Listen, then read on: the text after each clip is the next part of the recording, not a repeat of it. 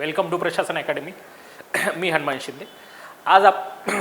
आज आपण राज्यघटनेच्या निर्मितीवर काय करणार आहोत, चर्चा करणार आहोत. लास्ट लेक्चरमध्ये आपण भारतीय राज्यघटनेच्या निर्मितीवर काय केला होता, अभ्यास केला होता.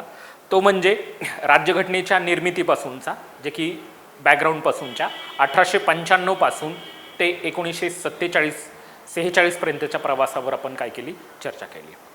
त्यामध्ये पाहत असताना आपण जी घटना तयार झाली, राज्यघटना तयार होत असताना कशा टप्प्याने तयार झाली, कुणाच्या मागणीनुसार तयार झाली आणि जी रचना आहे, संविधान सभेची जी रचना आहे त्या रचनेवर आपण काय केली, चर्चा केली. आज आपण संविधानाचं जे कामकाज आहे त्या कामकाजावर काय करणार आहोत, तर चर्चा करणार आहोत. मग संविधानाचं जे कामकाज आहे ते संविधानाचं कामकाज बघत असताना आपल्याला संविधानाची जी कामकाजाच्या बद्दलच्या तरतुदीवर अभ्यास करायचा आहे. तर जे कामकाज आहे ते कशा पद्धतीचं झालं संविधान सभेचं कामकाज. तर संविधान सभेचं कामकाज होत असताना एकूण 11 अधिवेशनांमध्ये काय झालं, कामकाज झालं. पहिल्या टप्प्यामध्ये 5 झाली, दुसऱ्या टप्प्यामध्ये 6 झाली, 165 बैठका झाल्या, 166 दिवस कामकाज मसुद्यावर चालत असताना, कामकाज चालू असताना 114 दिवस मसुद्यावर काय झालं, कामकाज झालं. म्हणून आपल्याला कामकाजावर आयोग काय करतं, प्रश्न विचारतं. म्हणून कामकाज या मुद्द्यावर आपल्याला काय करायचे आहे, तर चर्चा करायची आहे. मग कामकाज या मुद्द्यावर चर्चा करत असताना एक सर्वप्रथम बघायचं आहे की जे संविधान सभा आहे त्या संविधान सभेची जी निर्मिती आहे ती निर्मिती झाली, ती अस्तित्वात आली आहे. 2 डिसेंबर 1946 ला काय करण्यात आलं, लॉर्ड वेव्हल यांनी काय केलं, डिक्लेअर केलं. आणि 7 डिसेंबर 1946 ला पहिल्या बैठकीची काय करण्यात आली, अधिसूचना काढण्यात आली. आणि पहिली जी बैठक जी झाली राज्यघटनेची, ती पहिली बैठक जी की आहे संविधान सभेची, ती 9 डिसेंबर 1946 ला झाली. म्हणजे एकूण 165 बैठका झाल्या, त्याच्यापैकी पहिली बैठक जी 9 डिसेंबर 1946 ला पहिली झाली. स्वातंत्र्य झाल्यानंतर पहिली जी बैठक झाली, स्वातंत्र्य मिळाल्यानंतर ती 14 ऑगस्ट 1947 ला झाली. आणि शेवटची जी बैठक झाली ती 24 जानेवारी 1950 ला झाली. म्हणून आपल्याला हे जे कामकाज बघायचं, या कामकाज कशा पद्धतीने झालं हे पाहायचं आहे. तर पहिल्या जी बैठक होती ती 9 डिसेंबरला झाली. ठीक आहे. एकूण जी अधिवेशनं झाली ती अधिवेशनं किती अधिवेशनं झाली, एकूण 11 अधिवेशनं झाली. पहिल्या टप्प्यामध्ये एकूण 5 अधिवेशनं झाली आणि दुसऱ्यामध्ये किती झाली, 6 झाली. म्हणजे हा टप्पा आहे 14 ऑगस्ट 1947 म्हणून या टप्प्यामध्ये त्याला आपण पकडतो. आयोगाने प्रश्नही विचारला होता तसा. म्हणून एकूण 11 अधिवेशनं झाली. पहिलं जे अधिवेशन झालं ते 9 डिसेंबर ते 23 डिसेंबर 1946 या कालावधीमध्ये झालं. 11वं अधिवेशन जे झालं ते 14 नोव्हेंबर ते 26 नोव्हेंबर 1949 ला झालं. सर्वाधिक जास्त कालावधीसाठी जे अधिवेशन चाललं ते म्हणजे 7वं अधिवेशन, ते 2 महिने ते 4 दिवस चाललं. आणि सर्वात कमी कालावधीसाठी जे अधिवेशन चाललं ते म्हणजे 6वं अधिवेशन, जे की 1 दिवसासाठी चाललं, ते म्हणजे 27 जानेवारीला. अशा पद्धतीच्या या अधिवेशनाद्वारे काय करण्यात आलं, संविधान सभेचं काय झालं, कामकाज झालं. आता एक एक अधिवेशन आपण बघू. त्या अधिवेशनामध्ये कुठल्या कुठल्या घटना झाल्या आणि 2 आणि 3 अधिवेशन झाली असतील तर त्या अधिवेशनाच्या दरम्यान ज्या घटना झाल्या त्या घटनावर आपण काय करू, अभ्यास करू. म्हणून पहिलं अधिवेशन सुरू झालं 9 डिसेंबरला. पहिली बैठक जी झाली तर 9 डिसेंबरला कुठे झाली, तर सेंट्रल हॉलमध्ये दिल्लीला, जे की सकाळी 11 वाजता. तिथे हजर सदस्य किती होते, 211 सदस्य होते. आणि गैरहजर मुस्लिम लीगचे आणि संस्थानांचे प्रतिनिधी काय होते, तर गैरहजर राहिलेली होती. आणि महिला सदस्य किती होत्या, तर 9 काय होत्या महिला सदस्य तिथे काय होत्या, उपस्थित होत्या. मग या पहिल्या बैठकीमध्ये काय झालं की पहिल्या बैठकीची अधिसूचना तर मी सांगितल्याप्रमाणे अगोदर काढली. हंगामी अध्यक्ष म्हणून कुणाला निवडण्यात आलं पहिल्या बैठकीमध्ये, जी की सच्चिदानंद सिन्हा यांची नेमणूक, जे की 8 डिसेंबरला करण्यात आली. कुठल्या तत्वावर करण्यात आली, तर ज्येष्ठतेच्या तत्वावर करण्यात आली. हे ज्येष्ठतेचं तत्व जे आहे ते ज्येष्ठतेचं तत्व आपण कुठून स्वीकारलं, तर फ्रान्सच्या पद्धतीनुसार स्वीकारलं. म्हणून हंगामी अध्यक्ष म्हणून सच्चिदानंद सिन्हा यांची निवड करण्यात आली. उपाध्यक्ष मनोनीत म्हणजे जी काय आहे उपाध्यक्ष फ्रँक अँथोनी यांची काय करण्यात आली, निवड करण्यात आली. यांची सुद्धा निवड कशाच्या आधारावर करण्यात आली, फ्रान्सच्या पद्धतीचंच आपण काय करण्यात आलं, अनुसरण करण्यात आलं. आणि हंगामी अध्यक्षाचा जो पहिला निर्णय होता तो हंगामी काय करायचा आहे की उपाध्यक्षाची काय करायची, निवड करायची. हा पहिला निर्णय होता. हा निर्णय कशाच्या आधारावर घेण्यात आला, तर त्रिमंत्री योजनेच्या आधारावर काय करण्यात आला होता, घेण्यात आला होता. बघा 9 डिसेंबर 1946 ला काय करण्यात आलं, हंगामी अध्यक्ष म्हणून सच्चिदानंद सिन्हा यांची काय करण्यात आली, निवड करण्यात आली. ज्यावेळेस त्यांची निवड झाली त्या निवड झाल्यानंतर जी काय अमेरिका असेल, चीन असेल आणि ऑस्ट्रेलिया या देशांकडून काय करण्यात आलं, त्यांना सजित जे की आहे अभिनंदनपर काय करण्यात आले, संदेश सुद्धा आली होती का, तर ती पण काय आली होती. आणि उपाध्यक्ष म्हणून, हंगामी अध्यक्ष म्हणून कोणाला, फ्रँक अँथोनी यांची काय करण्यात आली होती, निवड करण्यात आली का, तर निवड करण्यात आली. ती कोणी केली, तर हंगामी अध्यक्षांनी केली. ती कशा पद्धतीने केली किंवा कुठल्या आधारावर केली, तर त्रिमंत्री योजनेच्या आधारावर. अध्यक्ष आणि उपाध्यक्षांची निवड कुठल्या आधारावर झाली, तर ज्येष्ठतेच्या तत्वावर झाली, म्हणजे अध्यक्षांची निवड. आणि कुठल्या पद्धतीचं अनुकरण करण्यात आलं, तर फ्रान्सच्या पद्धतीचं अनुकरण करण्यात आलं. ही झाली पहिली बैठक 9 डिसेंबरला. दुसरी जी बैठक झाली ती जी की 10 डिसेंबर 1946ला. यामध्ये काय करण्यात आलं, पहिली समिती स्थापन झाली. आणि पहिली समिती जी की प्रक्रिया समिती, नियम समिती, रूल समितीची काय झाली, स्थापना झाली. याचे अध्यक्ष कोण होते, तर डॉक्टर राजेंद्र प्रसाद होते. ठीक आहे. तिसरी बैठक पुन्हा झाली. तिसरी बैठक जी झाली की 11 डिसेंबर 1946ला. आणि 11 डिसेंबर 1946ला तिसऱ्या बैठकीमध्ये घटना समितीचे कायमस्वरूपी अध्यक्ष म्हणून कुणाला निवडण्यात आलं, डॉक्टर राजेंद्र प्रसाद यांची काय करण्यात आली, निवड करण्यात आली. आणि त्यांची निवड झाली असं कुणी, जे की HVR अय्यलगार यांनी काय केलं, स्पष्ट केलं. तर यांनी स्पष्ट केलं. मग यांची निवड झाल्यानंतर जी डॉक्टर राजेंद्र प्रसाद यांची ओळख सदनाला, म्हणजे सदनाला ओळख कुणी करून दिली, तर आचार्य कृपलानी यांनी केली. आणि त्यांची निवड बिनविरोध झाली आहे असं घोषित केलं, जे की सिन्हा यांनी घोषित केलं. ठीक आहे. आणि डॉक्टर राजेंद्र प्रसाद यांना जे की आहे त्यांचं नाव, यांना काय करण्यात यावं, डॉक्टर राजेंद्र प्रसाद यांना अध्यक्ष म्हणून याचं नाव जे सुचवलं, ते सुचवलं कोणी, तर आचार्य कृपलानी यांनी. त्यांना एक प्रोटोकॉल आहे की ज्यावेळेस अध्यक्षाची निवड होती, तर त्यांच्या आसनावर बसण्यासाठी सोबत कोण घेऊन गेले, सर्वप्रथम तर सिन्हा, मौलाना आझाद आणि कृपलानी ही काय करण्यात आले, घेऊन गेले होते. बघा काय झालं, कायमस्वरूपी अध्यक्ष म्हणून कोणाची निवड करण्यात आली, डॉक्टर राजेंद्र प्रसाद यांची काय करण्यात आली, निवड करण्यात आली. ही निवड झाली असं स्पष्ट कोणी केलं, अय्यलगार यांनी केलं. त्यांची ओळख सदनाला कुणी करून दिली, आचार्य कृपलानी यांनी केली. बिनविरोध निवड झाली असं कुणी घोषित केलं, सच्चिदानंद सिन्हा यांनी केलं. आणि डॉक्टर राजेंद्र प्रसाद यांचं नाव कुणी सुचवलं, तर कृपलानी यांनी सुचवलं. आणि सर्वप्रथम त्यांना आसनावर बसण्यासाठी जे काय प्रोटोकॉलनुसार कोण घेऊन गेले, तर सिन्हा, मौलाना आझाद आणि कृपलानी घेऊन गेले. असं एक मुख्य स्वरूपामध्ये. आणि घटनेमध्ये 2 उपाध्यक्षांची काय करण्यात आली, जी की आहे तरतूद आहे की 2 अध्यक्ष असावेत, एक संस्थानातून असावा आणि एक काय असावा, एक आहे प्रांतातून असावा. जे की मग पश्चिम बंगालमधून जे की आहे मधून जे निवडलेली व्यक्ती होते ते म्हणजे HC मुखर्जी होते. हे ख्रिश्चन समुदायाचे होते. हे अल्पसंख्यात्मक उपसमितीचे अध्यक्ष म्हणून सुद्धा त्यांनी काय केलंय, काम केलेलं आहे का, तर काम केलेलं आहे. ते कलकत्ता विद्यापीठाचे कुलगुरू म्हणून सुद्धा त्यांनी HC मुखर्जी यांनी काम केलं होतं का, तर काम केलं होते. ही अशी व्यक्ती जी की पश्चिम बंगाल या प्रांतातून निवडून आलेली जी व्यक्ती, म्हणजे याचं प्रतिनिधित्व जे की आहे तर HC मुखर्जी यांनी केलं. आणि दुसरे उपाध्यक्ष जे होते संस्थानिकाच्या कोट्यातून, जे की कोण होते, VT कृष्णमाचारी. तर VT कृष्णमाचारी यांचं जुलैमध्ये काय करण्यात आली होती, निवड करण्यात आली होती. आणि 25 जानेवारी जे की आहे इथे हरिश्चंद्र मुखर्जी यांची काय करण्यात आली होती, हरेंद्र कुमार यांची काय करण्यात आली, निवड करण्यात आली होती. दुसरे जे उपाध्यक्ष आहेत ते दुसरे उपाध्यक्ष जे की आहेत त्यांनी राजीनामा दिल्यानंतर ते पद काय झालं, रिक्तच राहिलं. म्हणून आपल्याला पुढे खूप ठिकाणी उपाध्यक्ष म्हणून, कायमस्वरूपी उपाध्यक्ष म्हणून HC मुखर्जी यांचंच नाव आपल्याला काय दिसतं. तर असं नाही की घटनेमध्ये तरतूद होते की 2 उपाध्यक्ष असावेत, एक संस्थानिकातून असावा आणि एक प्रांतातून असावा. अशा 2 व्यक्ती उपाध्यक्ष. ठीक आहे. त्याच्यानंतर जसं अध्यक्ष बघितले, उपाध्यक्ष बघितले, तसेच कायदेशीर सल्लागार म्हणून सुद्धा कुणाची BN राव यांची करण्यात आली, निवड करण्यात आली. आता BN राव बद्दल, या व्यक्तीबद्दल जर थोडक्यात जर सांगायचं म्हटलं तर यांची ओळख हे ICS परीक्षा उत्तीर्ण झालेली व्यक्ती होती. आणि 1944 नंतर सेवानिवृत्त नंतर त्यांनी सल्लागार म्हणून सुद्धा काय केलं होतं, काम केलं होतं. युनोचे जे की आहे भारताचे कायमचे प्रतिनिधी जे की आहे 1949 ते 1952 मध्ये भारताचे कायमस्वरूपी प्रतिनिधी म्हणून युनोमधून सुद्धा कोणी केलं होतं, BN राव यांनी काम केलं होतं. आंतरराष्ट्रीय न्यायालय हेग, नेदरलँड इथे न्यायाधीश म्हणून सुद्धा त्यांनी काय केलं होतं, काम केलं होतं. घटनेचा मसुदा हा कुणी, कच्चा मसुदा हा कुणी तयार केला होता, BN राव यांनी तयार केला होता. त्यांनी एकूण 243 आर्टिकल दिली होती.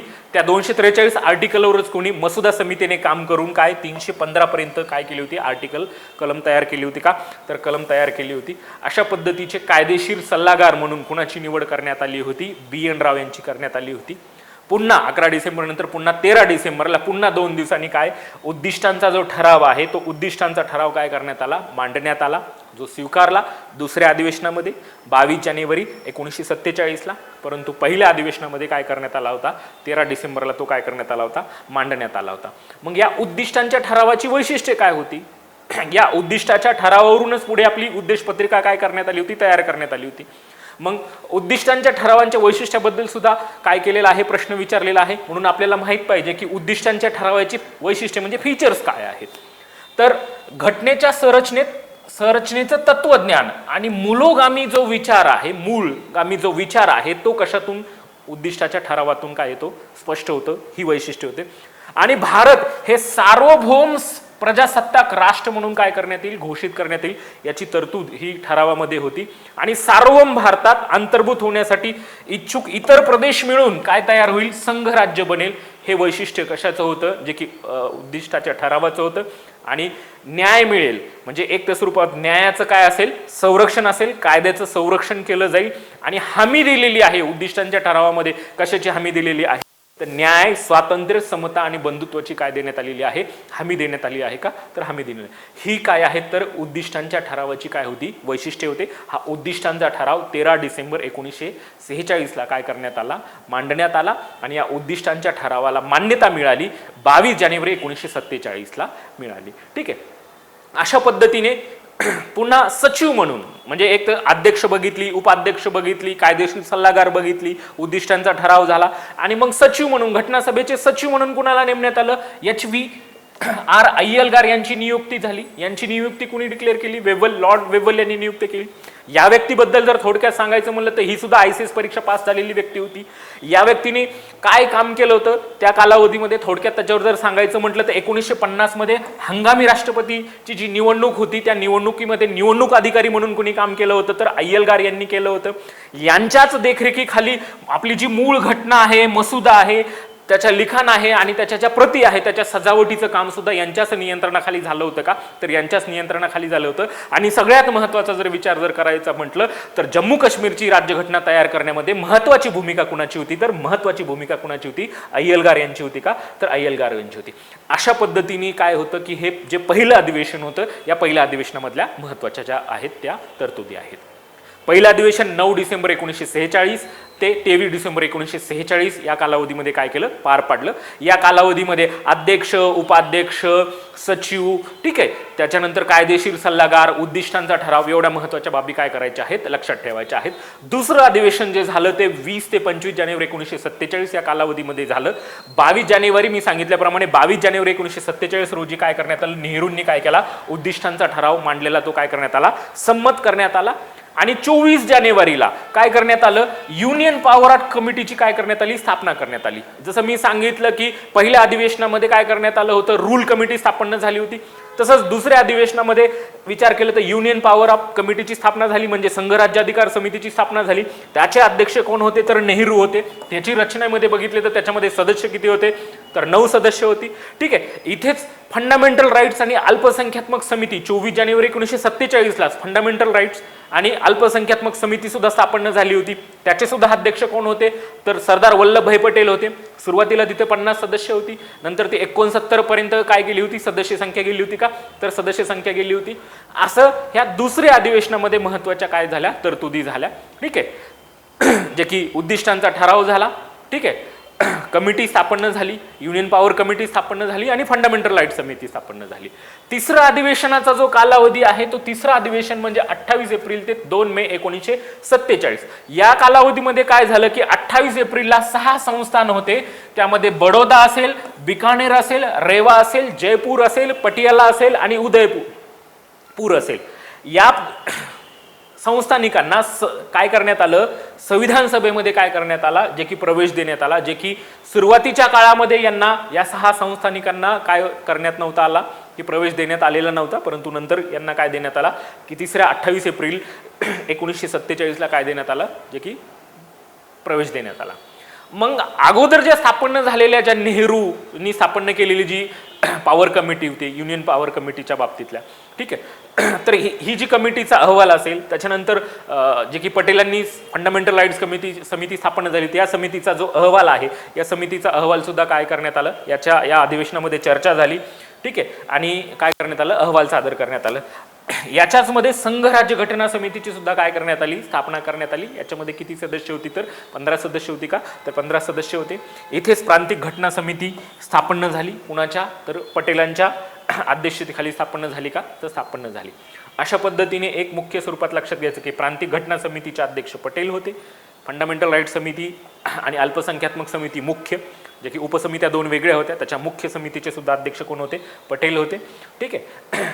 त्याच्यानंतर एक लक्षात घ्यायचं की तिसरं अधिवेशन झाल्यानंतर आणि चौथं अधिवेशन सुरू होण्याच्या दरम्यान काय घटना झाल्या.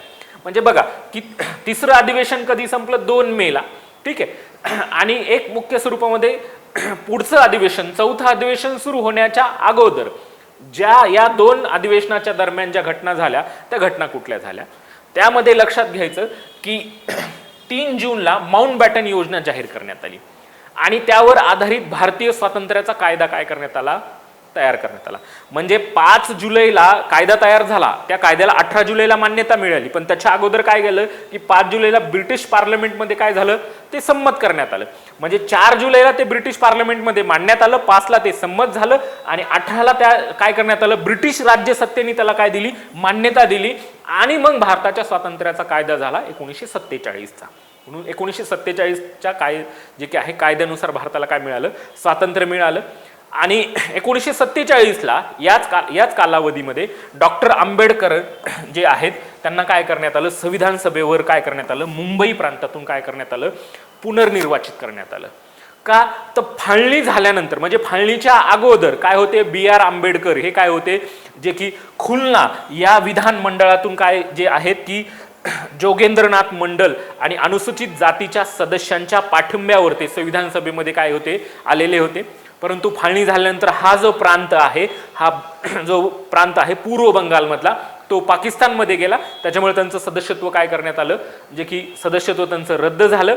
आणि त्यांचं काम पाहून आणि गांधीजींनी नाव सुचवल्यानंतर आणि मुंबईमधल्या जयकर यांनी राजीनामा दिल्यानंतर त्यांच्या जागेवर कुणाला, मुंबई प्रांतातून एक कुणाला निवडण्यात आलं, तर डॉक्टर बाबासाहेब आंबेडकर यांना काय करण्यात आलं, निवडण्यात आलं, ठीक आहे. आणि ज्यावेळेस त्यांची नेमणूक झाली, त्या नेमणूक झाल्यानंतर जे की आहे 1947 मध्ये डॉक्टर बाबासाहेब आंबेडकर यांनी काय करण्यात आलं, घटना समितीला राज्य आणि अल्पसंख्यात्मक नावाचं काय करण्यात आलं, विधेयक सादर केलं. आणि सादर केल्यानंतर त्या विधेयकामध्ये काय होतं, ज्यावेळेस ते मुंबई प्रांतातून काय केले, संविधान सभेवर गेल्यानंतर त्यांनी एक विधेयक जे की आहे एक काय करण्यात आलं, निवेदन सादर केलं, राज्य आणि अल्पसंख्यात्मक नावाचं निवेदन.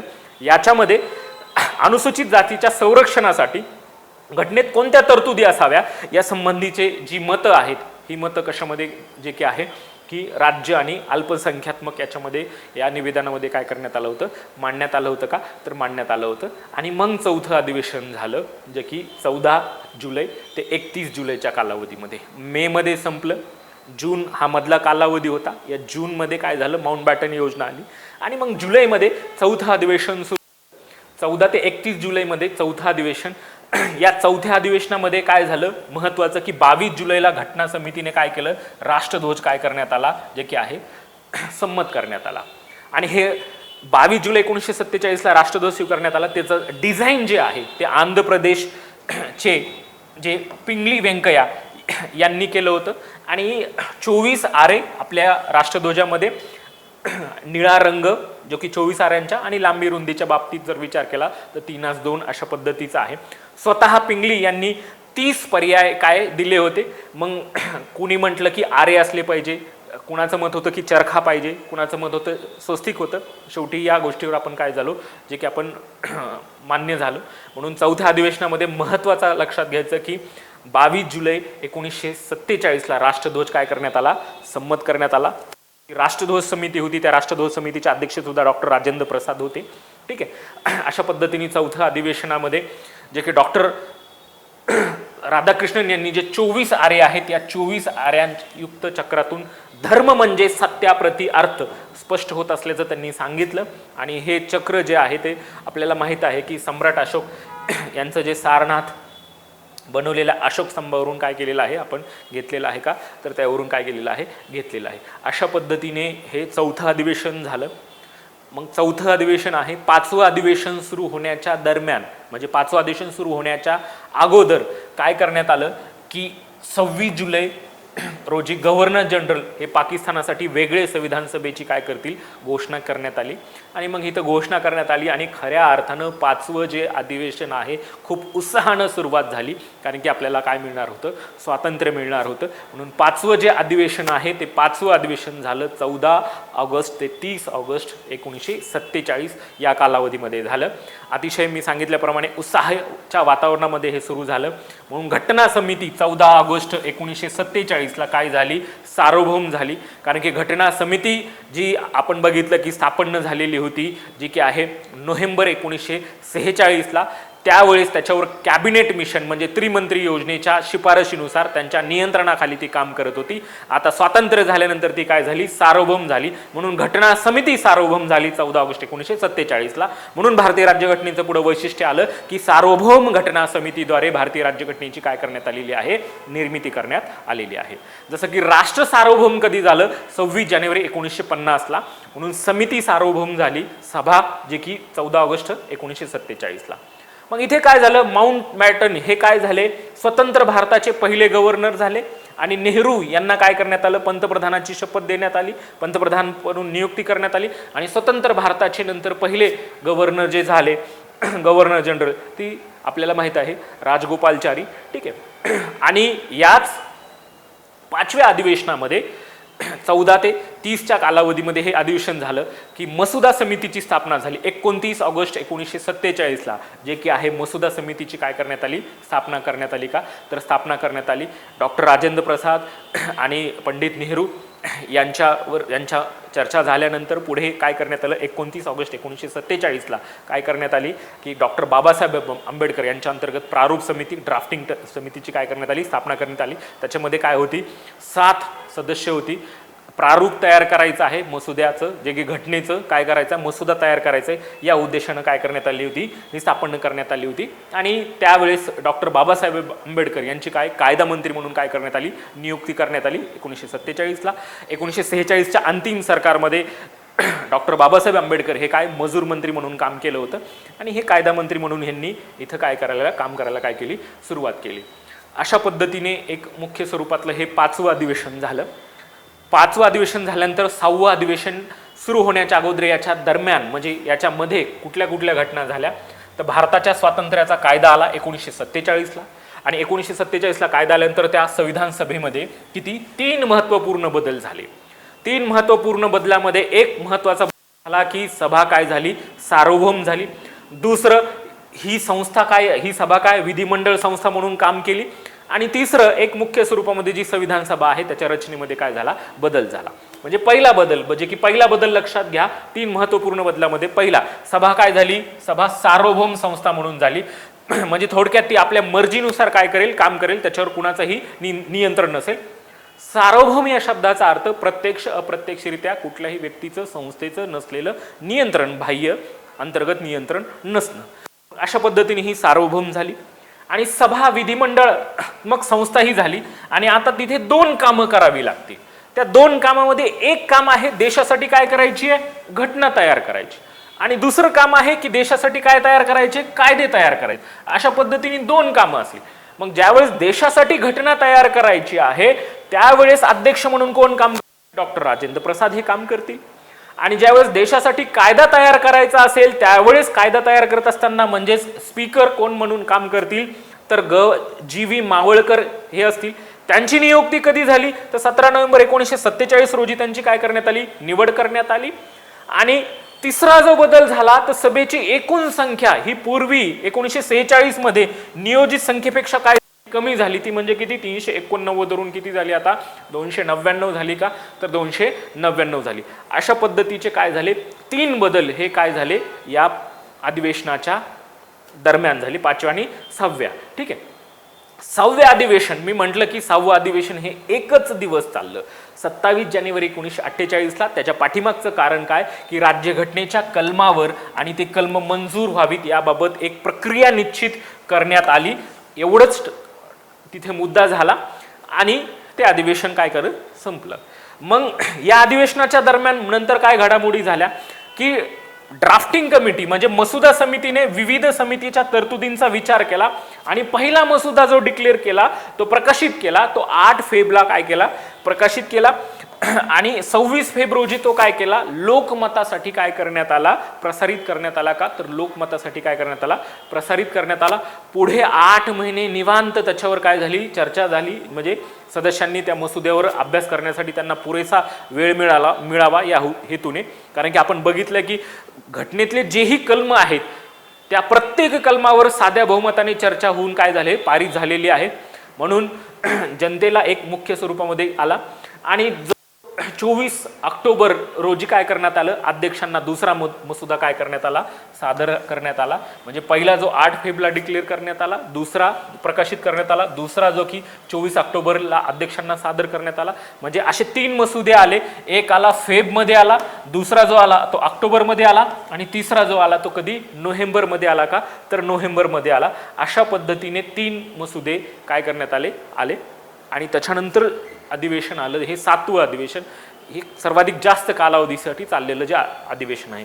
या अधिवेशनाचा कालावधी होता 4 नोव्हेंबर 1948 ते 8 जानेवारी 1949. 4 नोव्हेंबर 1948 रोजी अंतिम मसुदा हा घटना समितीने काय केला सादर केला. हाही प्रश्न विचारलेला होता की कधी, तर 4 नोव्हेंबरला. ठीक आहे. मग 8, 9, 10 आणि 11 या अधिवेशनांपैकी जर विचार केला तर 8व्या अधिवेशनामध्ये आपण राष्ट्रकुलचं सदस्यत्व काय केलं होतं तर स्वीकारलं होतं. राष्ट्रकुलचं सदस्यत्व 16 मे ते 16 जून या कालावधीमध्ये 1949ला 8वं अधिवेशन झालं. 9वं अधिवेशन हे 30 जुलै ते 18 सप्टेंबर 1949 या कालावधीत झालं.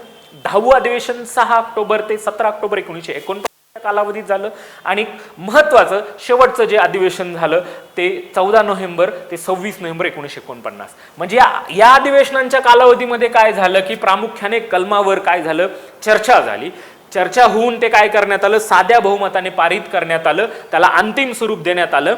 हे या सगळं जे काम आहे हे या अधिवेशनाच्या मध्ये काय करण्यात आलं पार पाडण्यात आलं. आणि मग जे आहे ते अधिवेशन आहे ते 11वं अधिवेशन. ठीक आहे. हा आहे मुद्दा दुसरा म्हणजे कुठला कामकाज कशा पद्धतीने झालं बघा. पुन्हा थोडक्यात सांगतो की कामकाज किती अधिवेशनं झाली, एकूण 11 अधिवेशनं झाली. पहिल्या टप्प्यात किती झाली 5 झाली, दुसऱ्या टप्प्यात किती झाली 6, एकूण किती बैठका झाल्या 165. मसुद्यावर किती दिवस काम चाललं 114 दिवस काम चाललं. ठीक आहे. आणि ह्या कामकाज कुठल्या अधिवेशनामध्ये कुठल्या घटना झाल्या त्या महत्त्वाच्या घटनांवर आपण काय केली चर्चा केली. आता दुसरा मुद्दा याच्यात आपल्याला शिकायचा आहे तो म्हणजे स्वीकृती आणि अंमलबजावणी. म्हणजे राज्यघटना कधी स्वीकारली आणि त्याची अंमलबजावणी कधी केली. तर ते शिकत असताना सगळ्यात अगोदर आपल्याकडे स्वीकृती म्हणजे स्वीकारली कधी. राज्यघटना स्वीकारण्याचा दिवस, राज्यघटना जी की आहे देशाला अर्पण करण्याचा दिवस जो कुठला आहे तो 26 नोव्हेंबर 1949 रोजी काय करण्यात आला तो स्वीकारण्यात आला. त्याचं याच्या अगोदर स्वीकारण्याच्या अगोदर किती वेळा 3 वेळा काय झालं एक तर स्वरूपामध्ये वाचन झालं. पहिलं वाचन जे झालं ते 4 ते 9 नोव्हेंबर 1948ला पहिलं वाचन झालं. दुसरं जे वाचन आणि चर्चा झाली ती म्हणजे 15 नोव्हेंबर 1948 ते 17 ऑक्टोबर 1949 या कालावधीमध्ये झाले. आणि तिसरं जे की आपल्या अधिवेशनाचा कालावधी 11वा की 14 नोव्हेंबर ते 26 नोव्हेंबर 1949 इथे काय झालं वाचन होऊन चर्चा होऊन काय करण्यात आलं शेवटी 26 नोव्हेंबर 1949ला घटना काय करण्यात आली स्वीकारण्यात आली. ज्यावेळेस घटना स्वीकारण्यात आली त्यावेळेस संविधान सभेमधल्या किती सदस्यांनी स्वाक्षरी केल्या होत्या तर 284 सदस्यांनी स्वाक्षरी केल्या होत्या. किती होते तर त्यावेळेस 292 होते कारण की बाकीच्या जागा काय होत्या रिक्त होत्या. अशा पद्धतीने कधी घटना करण्यात आली 26 नोव्हेंबर 1949. राष्ट्राला अर्पण कधी करण्यात आली 26 नोव्हेंबर 1949. ठीक आहे. अशा पद्धतीने स्वीकृती आहे. मग मूळ घटना आहे या मूळ घटना ज्या दिवशी स्वीकारली त्या स्वीकारल्यानंतर मूळ घटनेमध्ये किती भाग होते? 22 भाग होते, 395 कलम होती आणि 8 काय होती? परिशिष्ट होती, म्हणजे अनुसूची होत्या. आणि काही ज्या तरतुदी आहेत त्या काही तरतुदी ज्या वेळेस घटना काय करण्यात आली, स्वीकारण्यात आली, त्याच वेळेस काय करण्यात आल्या, या तरतुदी काय करण्यात आल्या, लागू झाल्या. जसं की जे की आहे उदाहरणार्थ नागरिकत्वाच्या बाबतीतल्या, राष्ट्रपतीच्या शपथबद्दलच्या, तात्पुरत्या संसदेबद्दलच्या, राष्ट्रपतीच्या अधिकाराबद्दलच्या, अर्थ लावण्याच्या संदर्भातल्या असतील, या सगळ्या ज्या महत्वाच्या ज्या तरतुदी आहेत या कालावधीमध्ये काय करण्यात आल्या, इथेच काय करण्यात आल्या, लागू झाल्या. मग इथं सुद्धा आयोगाने प्रश्न विचारला की कुठल्या 26 नोव्हेंबर 1949 ला कुठल्या तरतुदी लागू करण्यात आलेल्या होत्या, अंमलबजावणी कधीपासून झाली? तर कलम 5 ते 9 नागरिकत्व म्हणजे अधिवासाच्या आधारावर, स्थलांतराच्या आधारावर, PIOच्या आधारावर ही जे नागरिकत्वाच्या ज्या तरतुदी आहेत या नागरिकत्वाच्या तरतुदी 26 नोव्हेंबर 1949 लाच लागू झाल्या. राष्ट्रपतीची शपथ आणि प्रतिज्ञा हे जे आहे हे कलम 60, म्हणजे एक लक्षात घ्यायचं, कलम 5 ते 9 हे त्याच दिवशी लागू झालं. कलम 60 म्हणजेच काय, राष्ट्रपतीची शपथ हे त्या दिवशीच लागू झालं. कलम 324 निवडणूक आयोग हे सुद्धा 26 नोव्हेंबर 1949 ला लागू झालं. 366 नुसार व्याख्या डेफिनेशनच्या बाबत, 367 नुसार अर्थ लावणे हे सुद्धा त्याच दिवशी लागू झालं. 379 नुसार तात्पुरती संसद, कारण की 17 एप्रिल 1952 ला तात्पुरती संसद काय झाली, रद्द झाली, म्हणून तात्पुरती संसद. 380 नुसार राष्ट्रपती संबंधी असलेल्या ज्या तरतुदी आहेत त्या तरतुदी सुद्धा त्याच दिवशी लागू झाल्या. 388 तात्पुरती संसद व तात्पुरते विधिमंडळ यातल्या ज्या रिक्त जागा आहेत त्या भरण्याबाबतची जी ही तरतूद आहे ती सुद्धा त्याच वेळा 26 नोव्हेंबरलाच काय झाली, लागू झाल्या. 391 नुसार आकस्मिक काळात पहिल्या आणि चौथ्या अनुसूचीमध्ये परिशिष्टामध्ये दुरुस्ती करण्याबाबत राष्ट्रपतीला असलेले अधिकार आणि राष्ट्रपतीची असलेली पॉवर 392 आणि हे सुद्धा त्याच दिवशी काय झाले, लागू झाली. आणि 393 नुसार लघु शीर्षक आहे, म्हणजे घटनेमध्ये लघु शीर्षक काय आहे, भारताची राज्यघटना, संविधान हा शब्द नाहीये, भारताची राज्यघटना अशा पद्धतीचं लघु शीर्षक 393 नुसार कलमामध्ये उल्लेख आहे. हे सगळं कधी लागू झालं तर 26 नोव्हेंबर 1949 ला काय झालं, लागू झालं. पुन्हा एकदा सांगतो कारण की आयोगाने प्रश्न विचारलेला आहे की काय आहे की कधी लागू झालं, म्हणजे या तरतुदी 26 नोव्हेंबर 1949 ला कलम 5 ते 9, कलम 5 ते 9 म्हणजे नागरिकत्व, ठीक आहे. त्याच्यानंतर कलम 60 म्हणजेच काय, राष्ट्रपतीची शपथ, 324 म्हणजे निवडणूक आयोग, 366 म्हणजे डेफिनेशन, 367 म्हणजे अर्थ लावणं, 379 म्हणजे तात्पुरती संसद, 380 म्हणजे राष्ट्रपती संबंधित विशेष तरतुदी, 388 म्हणजे काय आहे, तात्पुरती संसदेमध्ये जे सदस्य आहेत विधिमंडळातल्या जे रिक्त जागा आहेत त्यांच्या संबंधित तरतूद, 391 म्हणजे काय आहे, पहिलं आणि चौथ्या परिशिष्टामध्ये काय करायचं आहे की दुरुस्ती संदर्भात राष्ट्रपतीचे अधिकार, 392 राष्ट्रपतीच्या पॉवर्स आणि 393 काय आहे की या आपल्या याचा लघु शीर्षक म्हणजे घटनेचं काय नाव आहे, लघु शीर्षक काय आहे तर भारताची राज्यघटना. या सगळ्या ज्या गोष्टी आहेत त्या 26 नोव्हेंबर 1949 पासूनच काय झाल्या, सुरू झाल्या का तर सुरू झाल्या, ठीक आहे. आणि 26 जानेवारीला काय झालं, एक तर स्वरूपामध्ये घटना काय झाली आपली, लागू झाली. मग घटना स्वीकृती झाली. मग स्वीकृती झालं असताना जी घटना लिहिण्यासाठी किती वेळ लागला, कालावधी किती लागला, काम घटनेचं 2 वर्ष 11 महिने 18 दिवस लागले, ठीक आहे. खर्च किती लागला, 63,96,729, म्हणजे सर्वसाधारण असं 64 लाखांपर्यंत. एकूण किती अधिवेशनं झाली तर 11 अधिवेशनं झाली. किती अधिवेशनं, 11. एकूण किती, 165 बैठका झाल्या. 166 दिवसापैकी 114 दिवस घटनेच्या मसुद्यावर काय झालं, कामकाज झालं. आणि जी घटनेची जी निशाणी होती ती घटनेची निशाणी काय होती तर आपली हत्ती होती. सचिव मी ऑलरेडी सांगितलं अय्यलगार आणि कायदेशीर सल्लागार BN राव होते, ठीक आहे. आणि शेवटची बैठक राज्यघटनेची जी काही संविधान सभेची शेवटची बैठक कधी झाली, 24 जानेवारी 1950 ला. आणि तिथे जे की सदस्यांनी स्वाक्षऱ्या केल्या तर कधी किती यांनी केल्या तर 284 यांनी केल्या. शेवटची बैठक कधी झाली त्याच्याबद्दल सुद्धा प्रश्न विचारलेला होता. आणि आपल्या घटनेच्या किती प्रती आहेत तर आपल्या 3 प्रती आहेत. या 3 प्रतीमध्ये इंग्रजी एक छापील प्रत आहे, त्याच्यानंतर इंग्रजी एक हस्तलिखित आहे, हस्तलिखितीवर प्रश्न विचारला जातो. आणि हिंदी भाषेतली एक काय आहे, हस्तलिखित आहे. मग इंग्रजी भाषेतली जी हस्तलिखित आहे त्याबद्दल जर विचार आहे ठीक आहे. इंग्रजी छापील आहे. हस्तलिखितचा विचार केला तर लिखाणाचं कार्य कुणी केलं हस्तलिखितचं, तर प्रेम बिहारी नारायण यांनी केलं. ठीक आहे. सक्सेना यांच्या हस्तकला. इटॅलिक शैलीमध्ये केलं त्यांनी ओघळत्या वळणदारामध्ये, आणि किती वेळ लागला तर 6 महिने लागले. आणि हस्तलिखितचा आकार 16x22 आहे आणि 251 पानं, आणि एकूण वजन जर विचार केलं तर 375 म्हणजे 3 किलो 75 एक आहे. ठीक आहे. 3.75 किलोग्रॅम आहे. ठीक आहे. आणि हस्तलिखित त्याची मूळ त्याचं नक्षीकाम कुणी केलं तर त्याचं नक्षीकाम नंदलाल बोस आणि जे की आहे राम मनोहर सिन्हा यांनी केलं. आणि हिंदी भाषेतली मूळ जी की हस्तलिखित आहे ती कुणी केली होती, वसंत वैद्य यांनी केली होती. आणि त्याचं सुद्धा आकर्षण जे की आहे नंदलाल बोस यांनी केलं होतं. सध्या जी मूळ हस्तलिखित आहे ती आपल्या लायब्ररीमध्ये आहे सध्याच्या. ठीक आहे. असं शेवटची बैठक झाली मी सांगितल्याप्रमाणे 24 जानेवारीला, आणि आपली जी घटना आहे त्या घटनेच्या प्रती किती आहेत ते. मग शेवटची बैठक झाली ती 24 जानेवारी 1950ला. या शेवटच्या दिवशी बैठकीत 3 गोष्टी घडल्या. किती गोष्टी घडल्या? 3 गोष्टी.